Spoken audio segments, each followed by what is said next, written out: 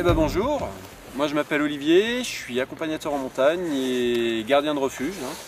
Donc j'aime bien proposer des activités de pleine nature pour les enfants, que ce soit l'été dans des cabanes ou bien l'hiver et notamment sous igloo. Alors pour fabriquer un igloo, il y a plusieurs choses à prendre en compte, plusieurs étapes. Donc comment on fait pour faire un igloo? Déjà on fait un cercle d'à peu près de 4 mètres de diamètre et on va décaisser la neige, on va enlever la neige quasiment jusqu'au sol.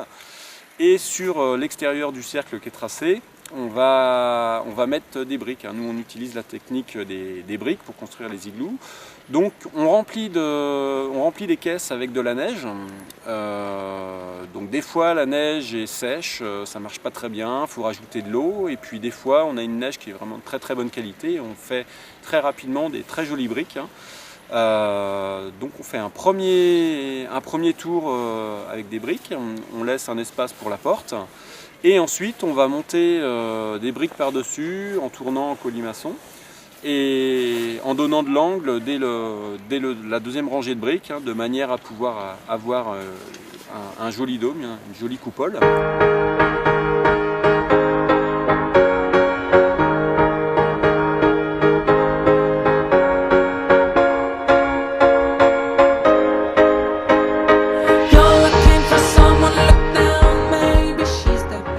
Alors comment ça se passe au niveau de la nuit? Pour que les enfants passent une nuit agréable, il y a plusieurs choses à prendre en compte, à respecter. Par-dessus ce sol qu'on a récupéré, on va mettre de la paille. Par-dessus, on va mettre des couvertures de survie, des bâches et l'igloo est prêt à utiliser. Ensuite, on leur distribue des duvets basse température qui vont jusqu'à -20 à peu près.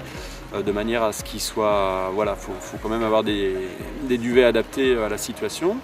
On leur donne aussi un drap sac, en termes d'hygiène c'est un petit peu mieux, et puis ça gagne en plus quelques degrés. Et enfin on leur met aussi par-dessus un sursac. Donc quand ils ont tout ça, normalement ils sont bien.